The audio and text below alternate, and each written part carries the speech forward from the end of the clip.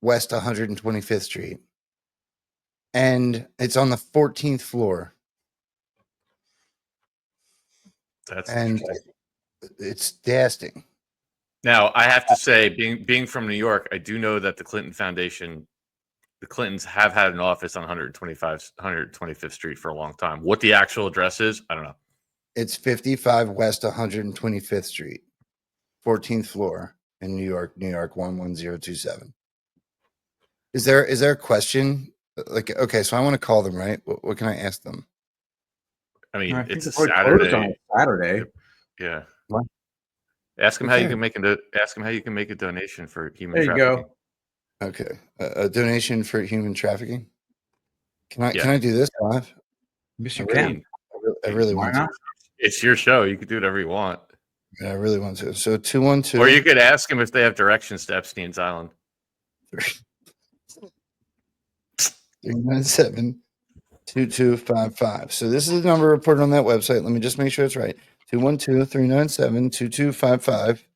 But the phone number also ends in 55. Same as the address. Very interesting with the 55 commas. So let's go ahead and call them quick and see what happens. Thank you for calling the Clinton Foundation.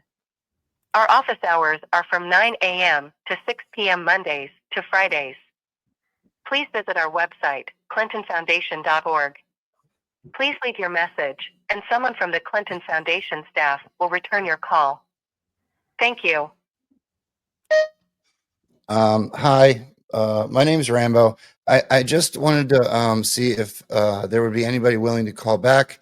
I'd like to know a little bit about some things that I've researched, one of which would be the body count that seems to surround the Clintons. And the second would be how I could potentially donate to anything having to do with saving and helping children. I know that's probably something that's not in your wheelhouse, but I heard that it's potentially possible.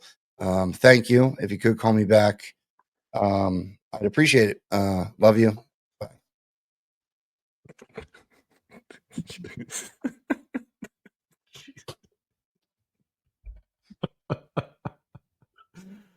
Oh God. All right. We're gonna pivot. Let me just do this very quickly. Let me just get my first sponsor in here, and then I want to talk next. I think, Joe, I want to talk about the National Guard and kind of all these false flags that are happening, because it's odd, and I think I'm seeing more connections here than probably meets the eye. So let me run this first, and when we come back, we'll talk about this. Our first sponsor tonight is our friends over at the Wellness Company. Feeling foggy, drained, or stuck in low gear? Your brain and body run on cellular energy, and when your mitochondria, the tiny power generators in your cells, slow down, so do you. Introducing Recharge from the Wellness Company, the brain energy hack you haven't tried. It's the first ever formula to combine NAD+, methylene blue, and PQQ in one powerful daily supplement. NAD+ is what your cells use to create energy. It powers everything from DNA repair to how you age, while methylene blue helps your mitochondria work better so you get more energy and less cellular stress. And PQQ, it helps your body make more mitochondria, boosting brain and body performance over time. This triple threat formula is backed by our chief medical board and designed to give you real results. Feel the difference with enhanced mental clarity, sustained energy, sharper focus, and protection against cognitive decline. And no, it won't turn your tongue blue. Take 2 tablets each morning and ignite peak performance from brain to body. Head to twc.health/channel17 and use code channel17 to get 10% off plus free shipping.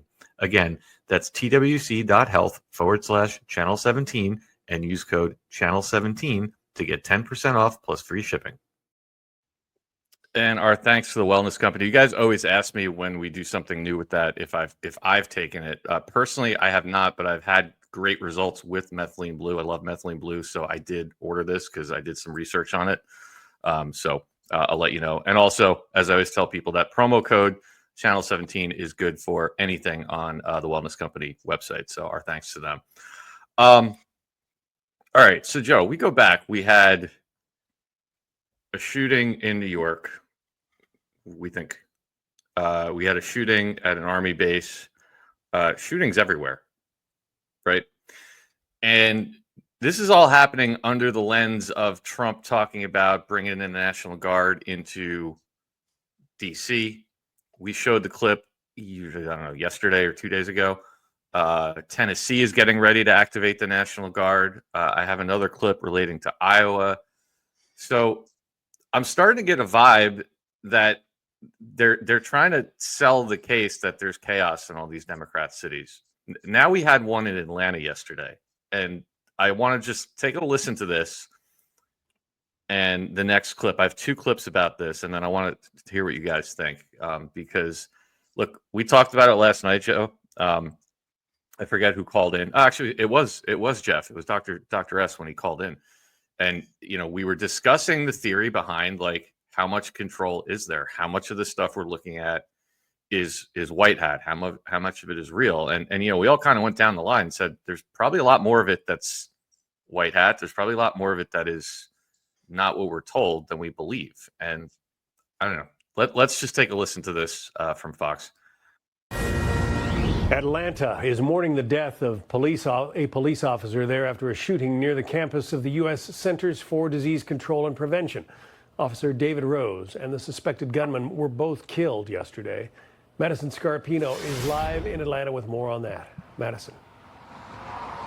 John, authorities are now identifying the man that they believe killed Officer Rose and shot at more law enforcement and the CDC. They say it's 30-year-old Patrick Joseph White, and right now the motive is unclear. It's all under investigation as authorities are still trying to get answers for the fallen officer's family. He was just 33 years old. How old? Of course he was. 33. 33. All right, let's keep going. A Marine Corps veteran, Rose was also a father of 2 kids and had 1 child on the way with his pregnant wife.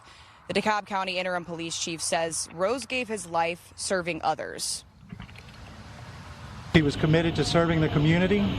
At this time, we're asking for the community's prayers for his family, his friends, his loved ones, and the entire DeKalb County Police Department family. The Atlanta police chief says officers found Rose critically hurt near the CDC yesterday. He was rushed to the nearby Emory Hospital where he later died. When officers found Rose, they heard gunshots coming from inside a nearby CVS, and they found the shooter dead on the 2nd floor of the pharmacy. The Atlanta police chief also says while nobody else was shot or hurt, the shooter fired at several windows of CDC buildings, and there were also up to 92 children at the CDC daycare center. All right, I'm going to stop right there. 33 again. They always put 33s in the false flags. We had the 33 in the 33rd floor in the New York City shooting. I think if I remember correctly, that officer that was killed in that shooting also had a pregnant wife at home. That could all be coincidence, maybe. 92 kids in the building. Why don't you just say about 100? 92. It's a pretty specific number. Patrick, you want to read? Can you read this starting from the second line? Absolutely. Q drop number 92 of November 5th, 2017. Las Vegas.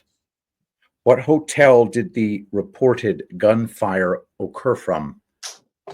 What floors specifically? Who owns the top floors? You could stop. You get the I idea. think it was the 33rd floor because I have pattern recognition. I don't know if I don't remember what the floor, but it's about a shooting. Wait, it was the 33rd floor, wasn't it? I don't know. I assumed you guys knew. I'd have to go back and look. I don't want to say that like I'm confident. I'm not sure. Right. 33 was featured prominently in the Damar Hamlin collapse on the gridiron. It was a 32nd floor. Okay. Oh, busted. But my point is, it's look, the 33 in there. It is a red flag right away. Once again, the shooter ends up dead. Once again, it's a cop that's dead. Once again, the cop has a pregnant person. And again, I'm not saying this didn't happen. I'm saying the patterns are just, I have to identify the patterns. So That's right away. It jumped out to me as odd. But now listen to CNN reporting on this. From John Miller. I'm going to read this to make sure I get it correct. The law enforcement official tells John Miller that after speaking with family members, police are operating under the theory that the shooter either was sick or believed that he was sick and blamed the illness on the COVID vaccine. So you understand why he may have been targeting the CDC. That's information that we're getting. And we've also been told that people around that area believe they saw that gun being pointed toward that building. That goes along with the reporting that we had earlier. And of course, The COVID vaccine we're going to mix into this too. And by the way, like they're running with it because the Daily Mail is reporting this. Patrick Joseph White named his shooter, opened fire in the CDC and killed cop after suffering a COVID vaccine injury. Are you kidding me? Bro, here's your connection. Hold on. QAG. So the 33rd floor. Let me just make sure I got the number of the drop right. If we pull up Trump. You know what, Joe, but while you pull that, can you hold that thought for 1 second? Because I want to play one more clip, which is why I think this is all connected. I think this false flag may lead to a conversation on the COVID vaccine. Because listen to what so the reason this all jumped out at me is yesterday, RFK Jr., his Twitter feed, his X feed has been on fire lately. Yesterday morning, before all this happened, listen to what his statement was, and now put all this together after you listen to this. Hi, I'm Robert F. Kennedy Jr., your HHS secretary. Let me ask you something. Should doctors make decisions based upon what's best for their patients or based upon what makes them the most money? It's not a tough question, but we've inherited a healthcare system that constantly pushes doctors toward the latter. It rewards certain treatments, not because they're better for the patient, but because someone profits. Take what happened during COVID. Hospitals were paid to report staff vaccination rates. Those numbers were fed into the National Healthcare Safety Network, then published on the CDC website to shame any hospital that refused to become an enforcer of federal vaccine mandates. Today, I'm proud to announce we've eliminated that policy by repealing a dangerous Biden-era provision in the CMS inpatient payment rule. And we're not stopping there. We're scanning every corner of the healthcare system for hidden incentives that corrupt medical judgment. What we're finding is alarming. Doctors are being paid to vaccinate, not to evaluate. They're pressured to follow the money, not the science. We've recently uncovered that more than 36,000 doctors had their Medicare reimbursements altered based upon childhood vaccination rates. That's not medicine. That's coercion. It's immoral. It has no place in a constitutional democracy or in a system that claims to protect children.